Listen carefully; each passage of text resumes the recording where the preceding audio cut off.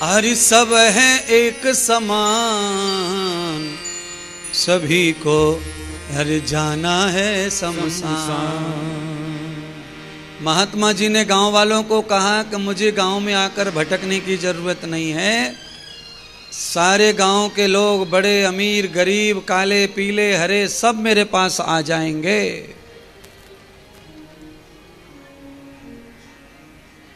सबको वही शांति मिलती है।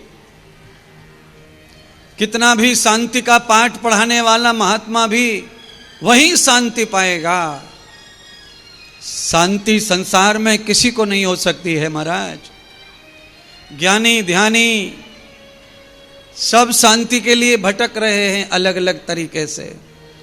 कोई शांति पाने के लिए कथा सुन रहा है, कोई कथा करवा रहा है, और कोई कथा कह रहा है, गा रहा है, बता रहा है, पर इन सबके पीछे शांति ही राज है। थोड़े थोड़े सब अशांत है महाराज।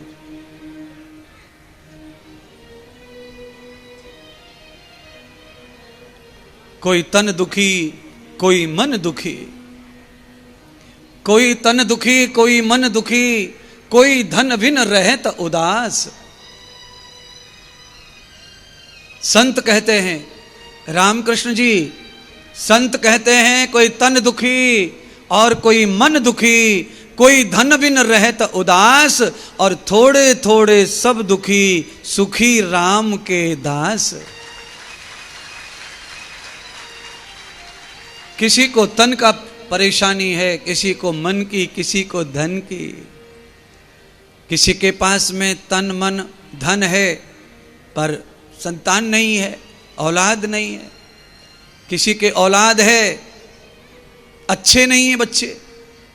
किसी के बच्चे अच्छे हैं तो अमीरी नहीं है। सबको दुख बांटा हुआ है सृष्टि ने। क्यों? दुख क्यों जरूरी था? क्यों दिया दुख? राजा को भगवान सुखदेव कहते हैं, राजन दुख इसलिए आवश्यक है क्योंकि दुख के बगैर परमात्मा को कोई याद करता नहीं है। दुख में सुमिरन सब करें और सुख में करे न कोई, और जो सुख में सुमिरन करे तो काहे को दुख होए। परमात्मा संत बता के गए अनुभव अपना अपना। संतों ने अनुभव बताए। भगवान सुखदेव कहते हैं, राजन इसीलिए हर मानव के पास में थोड़ा दुख होना जरूरी है। आदमी जब चारों तरफ से सुखी होता है तो भगवान को जल्दी से जल्दी भूलता है, और किसी दिशा से उसके ऊपर कोई संकट विपत्ति आती है तो भगवान को भूला हुआ जल्दी से जल्दी याद करता है। इसीलिए संकट, दुख, परेशानियां, ये मुश्किलें नहीं है तुम्हारी जिंदगी की, ये तुम्हारी जिंदगी का समाधान है। ये तुम्हारी जिंदगी का समाधान है। जो गलती हो रही थी, जो तुम्हें समझ नहीं आ रही थी, प्यार प्यार में, भोलेपन में, वह गलती परमात्मा ने ही तुम्हें दर्शन कराई है। संकट आया, विपत्ति आई, आप जिसे गलती नहीं मान रहे थे वो गलती आपके सामने खड़ी हो गई आकर। अब आप रो रहे हैं, मर जाने को जी चाहता है, अब जीने की कोई इच्छा नहीं रह गई, तो अब भगवान ही भगवान, भगवान ही भगवान याद आएगा। इसीलिए भगवान बड़े न्यायकारी हैं, दयालु कृपालु हैं कि सबको कर्म अनुसार समय समय पर संघर्ष, संकट देते रहते हैं। आदमी जूझता है तो आदमी सीखता है। देखिए, आप सीढ़ियों पे चढ़ते हैं, पहाड़ों पे चढ़ते हैं तो आपकी सांस फूलती है, पसीना भी आता है, पर सांस फूलना और पसीना आना दोनों जायज है क्योंकि आप ऊपर की ओर चढ़ रहे हैं। पर जब आप पसीने से लथपथ हो जाते हैं, जब आपकी सांसें फूल जाती हैं, जब आप पूरी तरह थक जाते हैं, तब आप देखते हैं कि आप धरती से 200-500 फुट ऊपर आ चुके हैं, जहां आप चढ़ना नहीं चाहते। अगर ना चढ़ते पसीना देखकर, सांस फूलने को देखकर रुक जाते तो आप वहीं की वहीं पड़े रहते, और अगर आप पसीने को पचा लेते हैं, सांस को सहन कर लेते हैं, तो संघर्ष आपको ऊपर की ओर ले जाता है और एक बड़ी सी ऊंची मंजिल पर ले जाकर खड़ा कर देता है। इसलिए संपत्ति तो ठीक है, विपत्ति तो आपको ऊपर की ओर ले जाती है, संकट आपको ऊपर की ओर ले जाता है, उभारता है, इस दुनिया प्रपंच और माया से आपको अलग करता है। दुनिया की परवाह नहीं है, दुनिया की परवाह नहीं है, श्याम बिना कोई चाह नहीं है। ये दुनिया पहले कब मानी, यह दुनिया की रीत पुरानी। मैं तो चली शाम की गली, मुझे कोई रोके ना। श्री राधा जी इस तरह कह रही और जा रही हैं वृंदावन। कल यहां कथा विश्राम हुई थी। अग्रभागेन त्वया भागवतम तम वर्तितो संपुष्टम मुखार विंदित्वयाः ब्रूयताम तदो भक्ताः सुखदेवम। अनंत महाबोधय भगवान सुखदेव,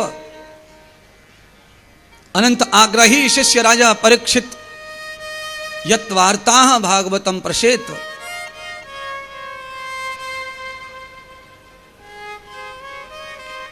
हे राजन, महोदया परीक्षितः सावधान प्रबद्धयोः।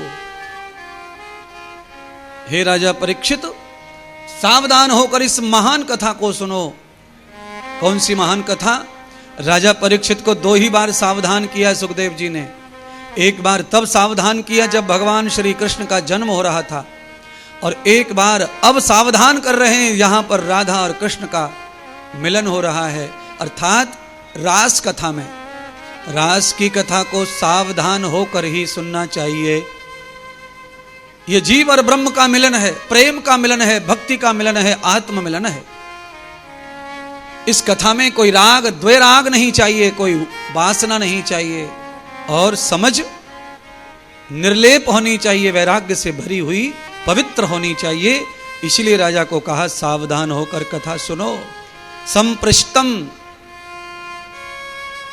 मैं जो प्रस्तुत कर रहा हूं, महोदया परीक्षित, श्रीमान परीक्षित, अब ब्रूयताम भागवतम प्रणा, मैं भागवत बोलने जा रहा हूं और रास कथा मैं सुनाने जा रहा हूं।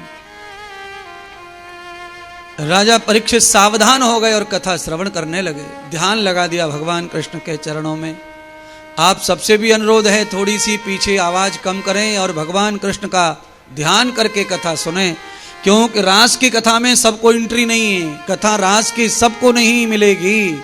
जो भगवान के ध्यान में डूबे रहेंगे वही रास की कथा को समझ पाएंगे और वही आनंद ले पाएंगे।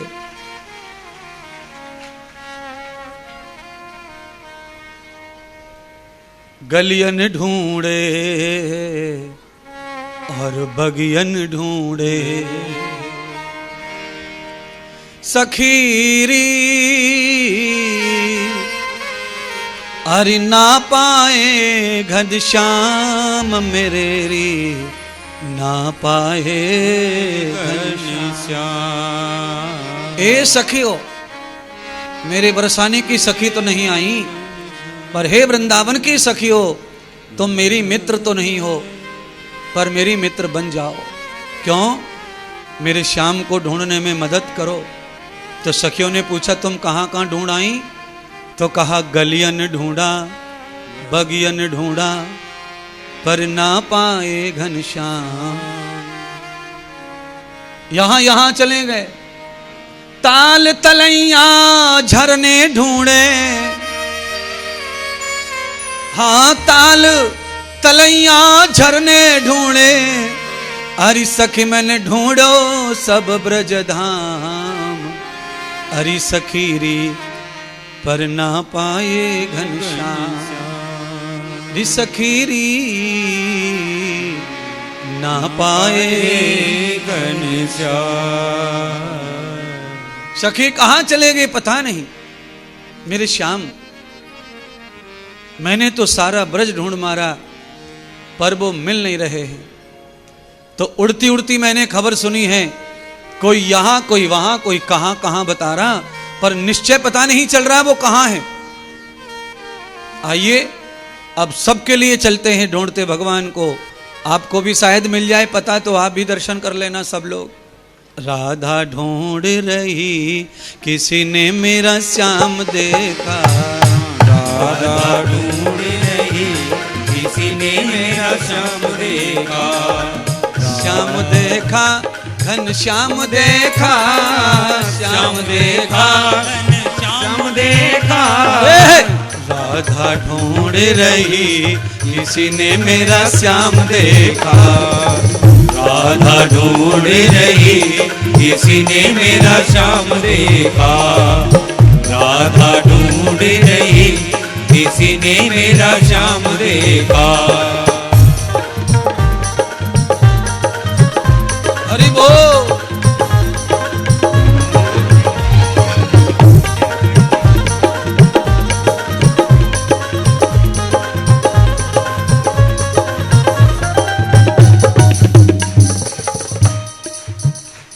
एलईडी के सामने जितनी भी लाइन बैठी है वो भी जरा राधा जी को ढूंढ लो। चलो कहाँ रोज बैठे ही रहते हो, एलईडी को छोड़ नहीं पा रहे हो। कोई जगह नहीं लेके भाग जाएगा। आज मौका है, 1.5 घंटा और बचा है, फिर नहीं मिलेंगी श्री जी, कोई नहीं मिलेगा।